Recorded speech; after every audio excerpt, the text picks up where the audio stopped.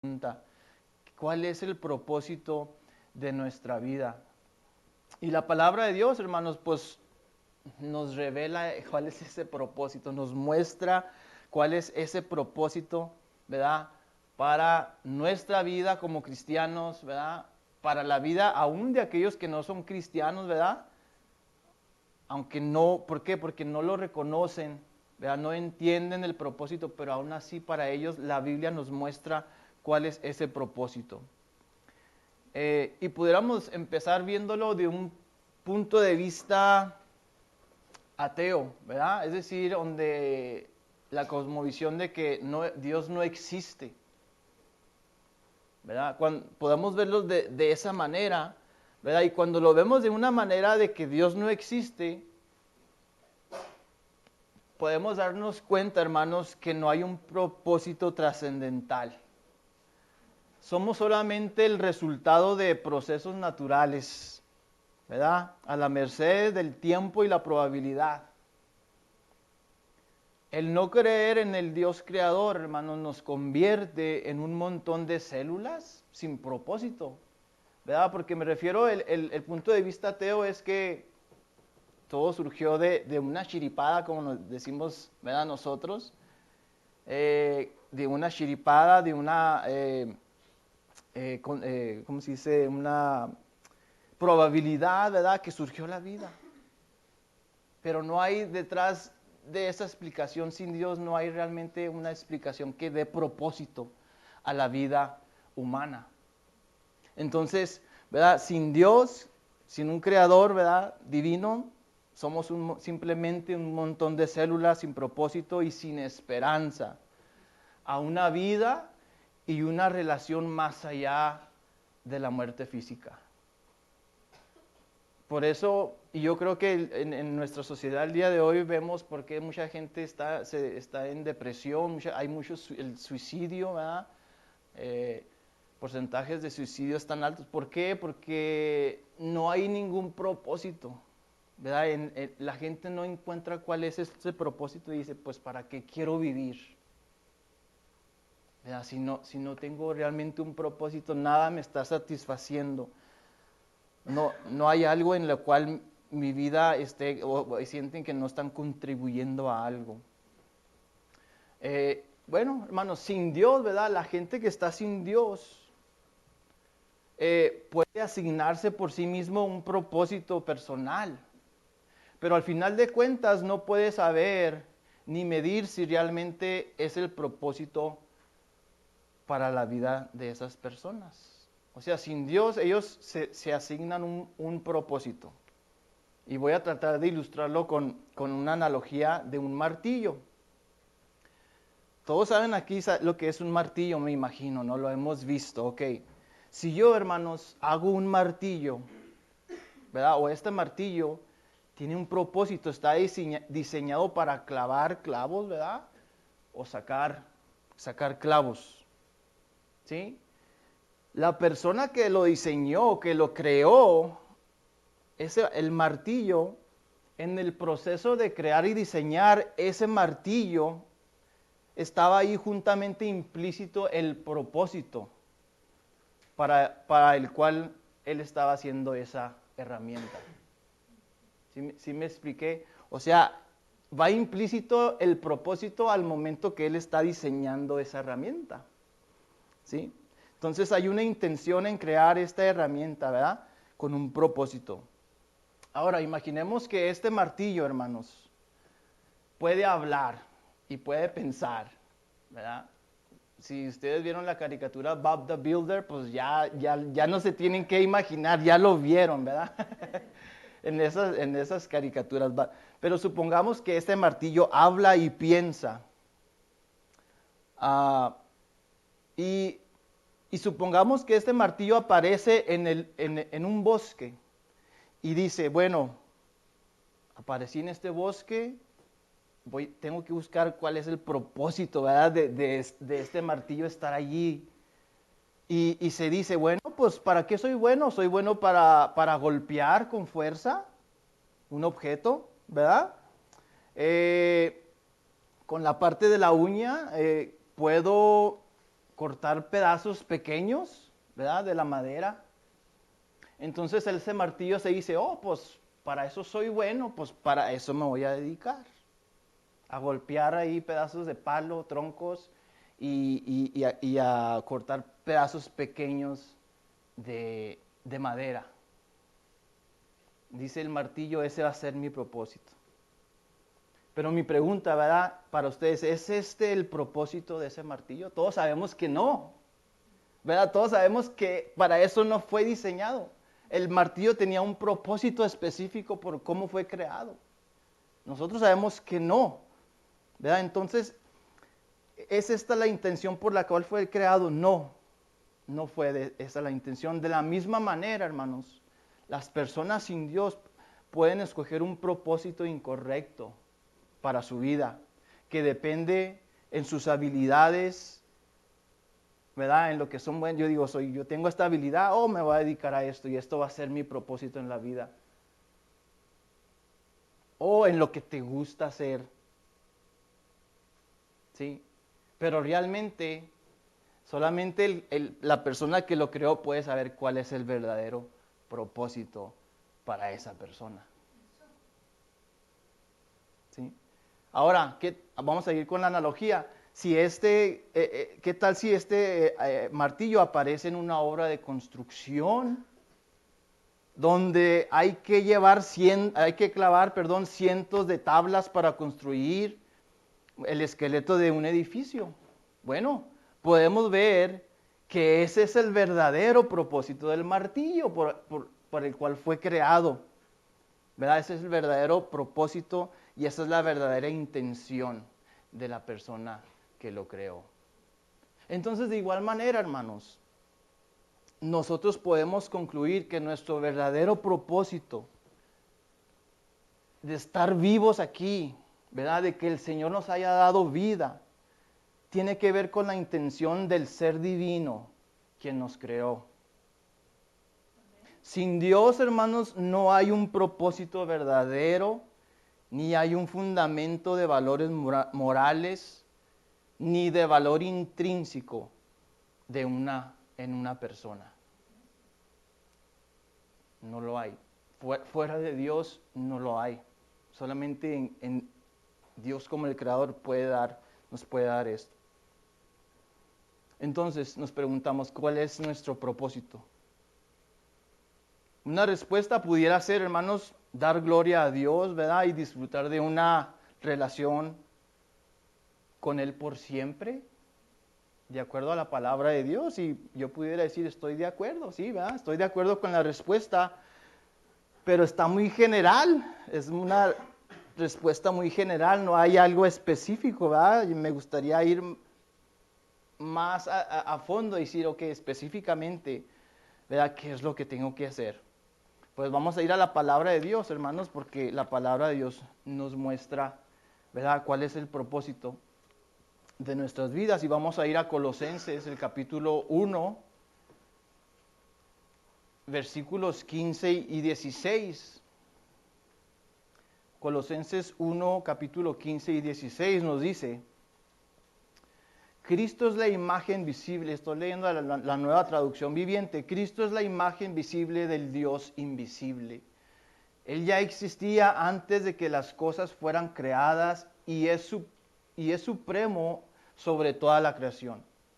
Porque por medio de Él, Dios creó, que aquí pongan atención, hermano, Dios creó, dice, todo lo que existe en los lugares celestiales y en la tierra, hizo las cosas que podemos ver y las cosas que no podemos ver, tales como tronos, reinos, gobernantes y autoridades del mundo invisible. Entonces nos queda claro que Dios, dice, es el creador. Dios creó, Dios hizo. Ahora, la última parte, pero dice, todo fue creado por medio de Él y para Él.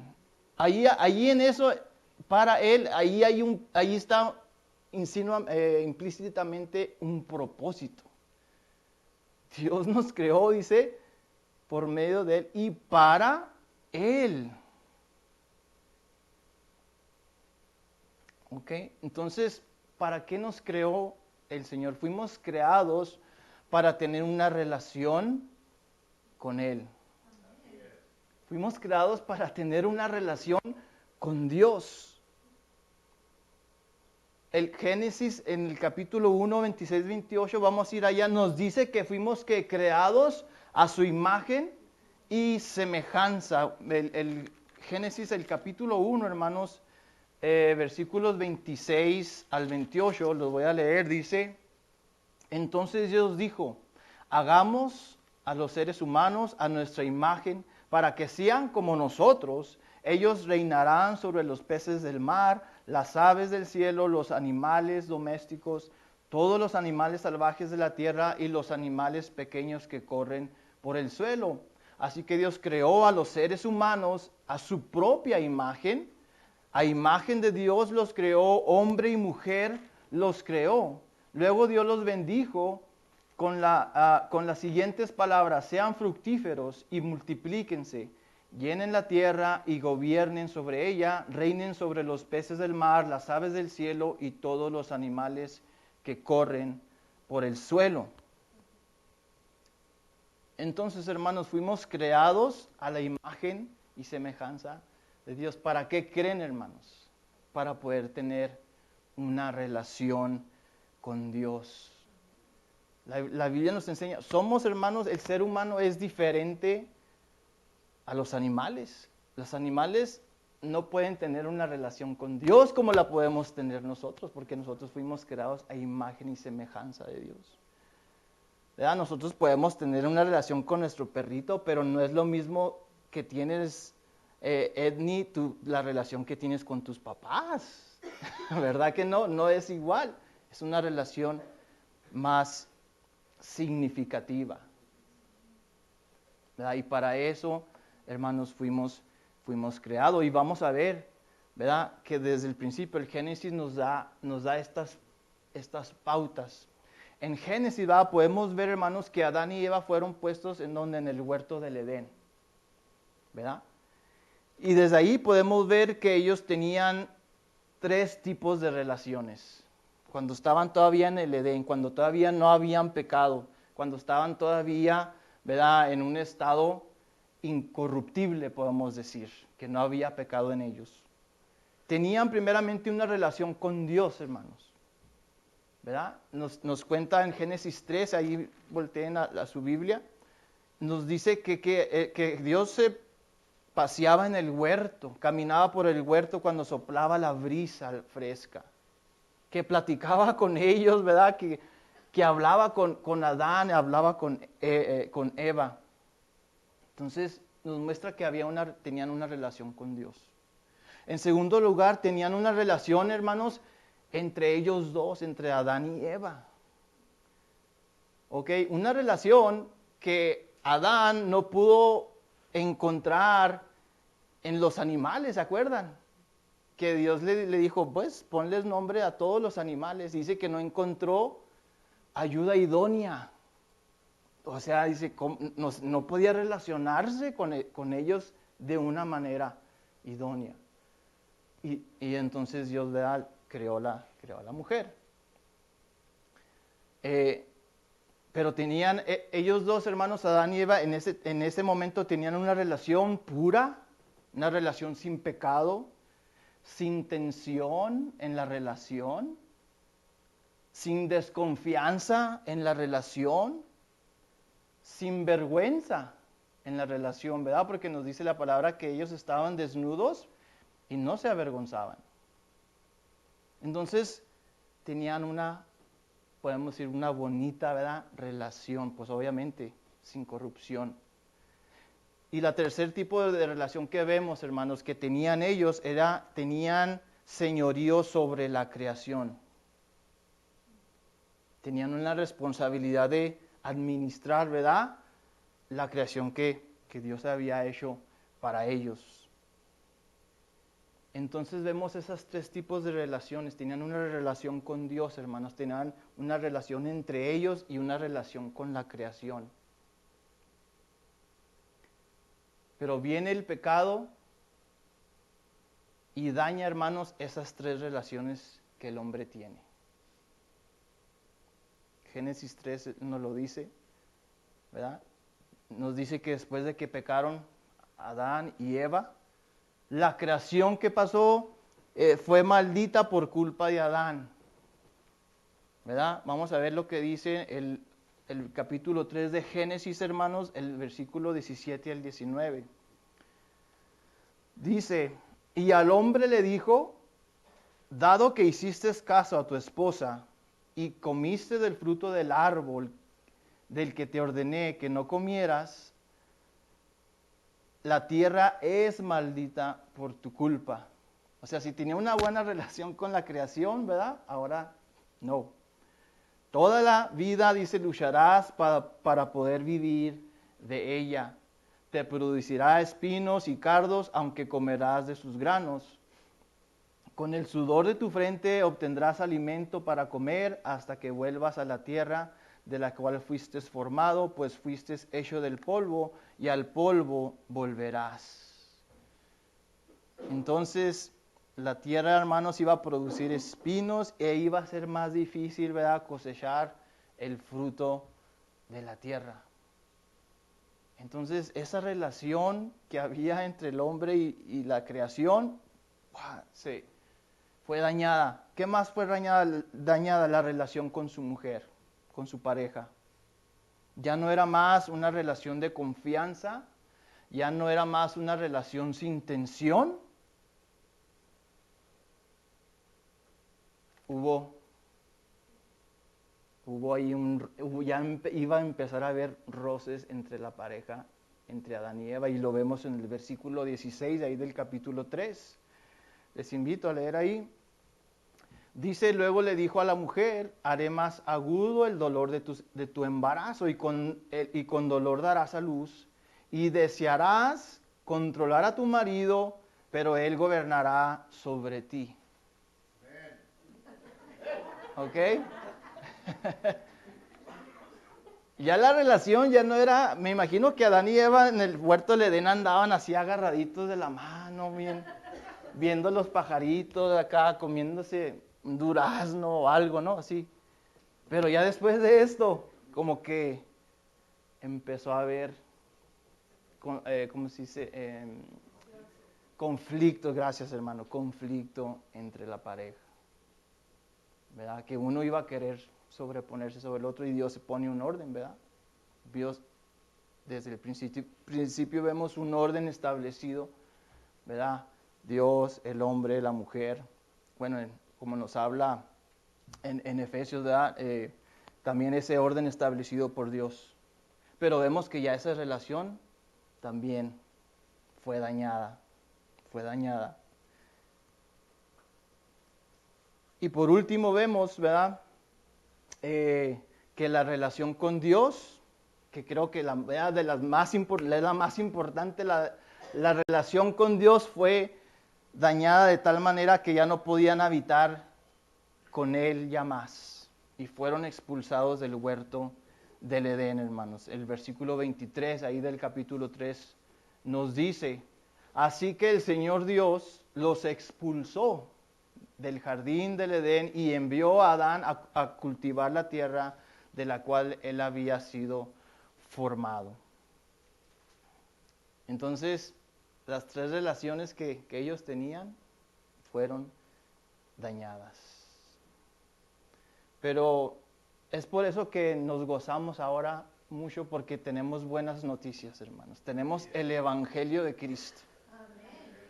El Evangelio de Cristo, ¿verdad? Que Dios envía a su Hijo Jesús para, a través de Él, el sacrificio de Él, poder reconciliar estas tres relaciones que fueron dañadas desde el momento que el pecado entró. Gracias, ¿verdad? Le damos a Dios por su inmensa gracia, hermanos. Le damos a Él por su inmensa misericordia, ¿verdad? Porque en Él podemos reconciliar estas tres relaciones para las cuales fuimos creados, ¿verdad? Existimos. Y esto lo vemos, hermanos, en el Apocalipsis, ¿verdad? Cómo estas tres relaciones van a ser restauradas. Y todo gracias a la obra, sacrificio, la obra redentora de Cristo Jesús. Los voy a invitar que vayamos allá a Apocalipsis, el capítulo 21, hermanos.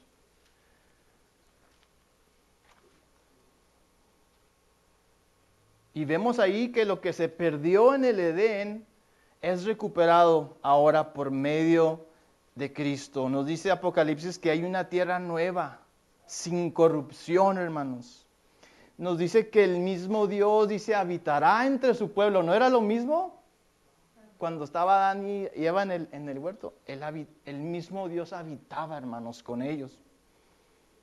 Le dice la palabra de Dios que le veremos cara a cara, que podemos tener una relación íntima con Él. Nos dice la palabra, nos dice que no habrá, ¿verdad? Que no habrá más corrupción. ¿Verdad? Que no hay necesidad del sol porque Dios lo alumbra todo. Y que tendremos una relación con otras personas, hermanos, libre de pecado, de corrupción, de dolor, etcétera, etcétera. O sea que todo lo que se perdió en el Edén, en Cristo lo podemos obtener otra vez. Apocalipsis 21, hermanos, versículos del 1 al 4, vamos a leer. Nos dice, entonces vi un cielo nuevo y una tierra nueva, porque el primer cielo y la primera tierra habían desaparecido y también el mar. Y vi la ciudad santa, la nueva Jerusalén, que descendía del cielo desde la presencia de Dios, como una novia hermosamente vestida para su esposo. Oí una fuerte voz que salía del trono y decía, miren, el hogar de Dios ahora está entre su pueblo. Él vivirá con ellos y ellos serán su pueblo. Dios mismo estará con ellos. Él les secará toda lágrima de los ojos y no habrá más muerte, ni tristeza, ni llanto, ni dolor. Todas esas cosas ya no existían más. Gloria a Dios, ¿verdad? Porque solamente en Él tenemos esperanza. En Él tenemos un propósito, que es de tener una relación con Dios, de tener una relación con nuestro prójimo, nuestra esposa, nuestros hermanos, ¿verdad? Y una relación con la creación, ¿verdad? De administrarla sabiamente. Pero no tenemos que esperar, hermanos, hasta que esta consumación, ¿verdad? De las promesas que Cristo nos hace en el Apocalipsis, no tenemos que esperar, ya las vivimos desde este momento, hermanos. Desde este momento podemos vivirlas. Gálatas nos lo muestra, no tenemos que esperar. Gálatas, el capítulo 4.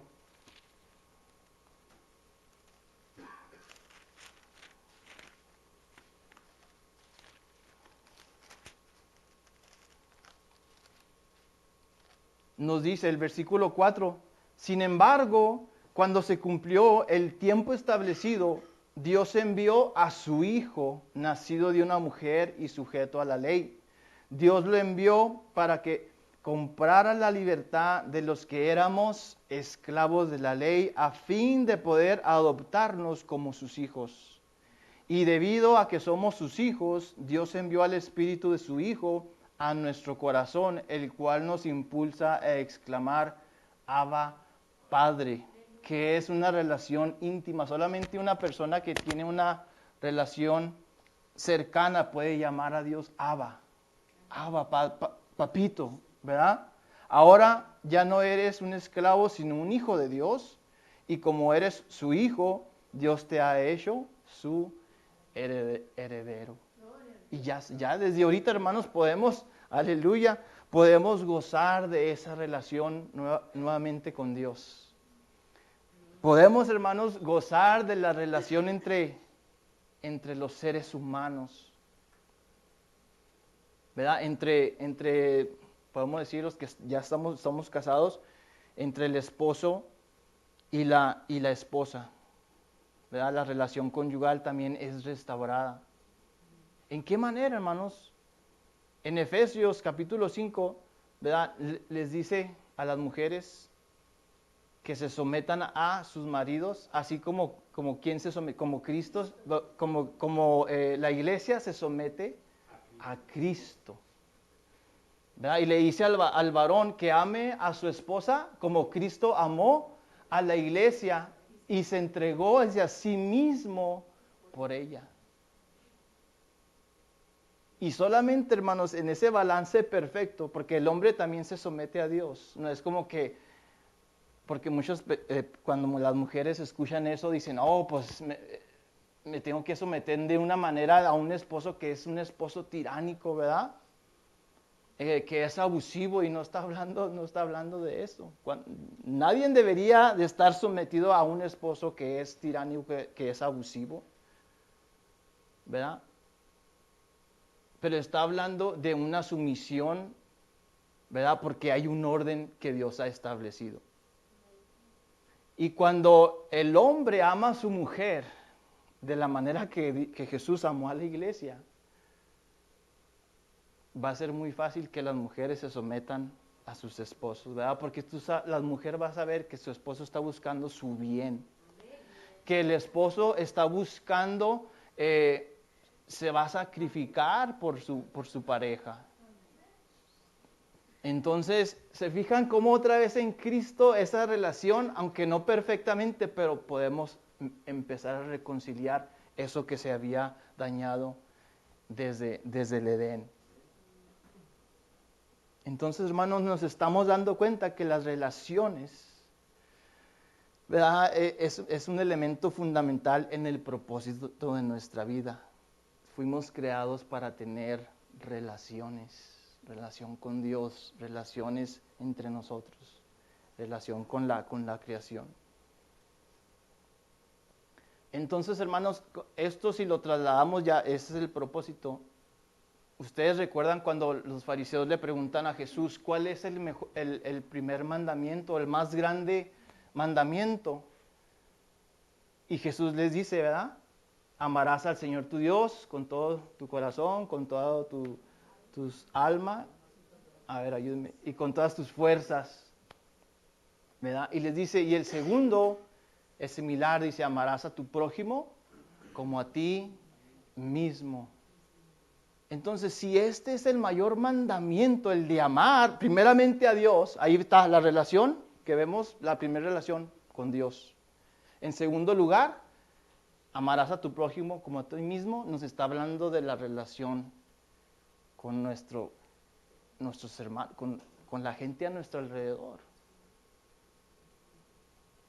Entonces, el propósito de las relaciones es entonces mostrar el amor, ¿verdad? Que hemos recibido de gracia, de parte de Dios. Ahora lo vamos a poder dar de gracia a la gente que está a nuestro alrededor,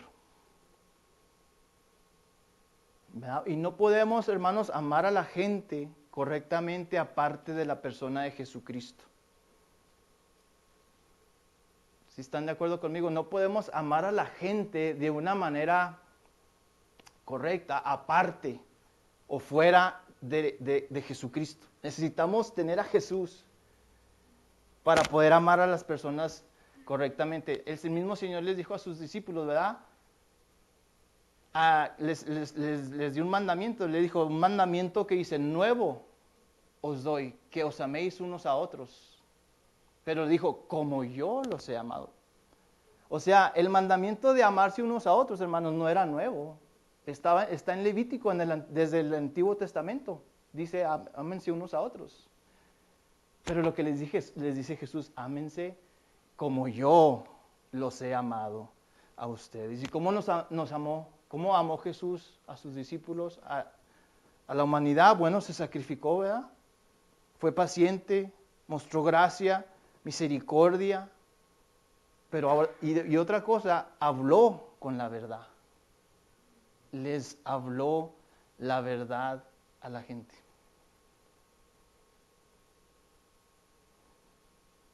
Entonces, hermanos, de igual manera nosotros tenemos que presentar a Cristo.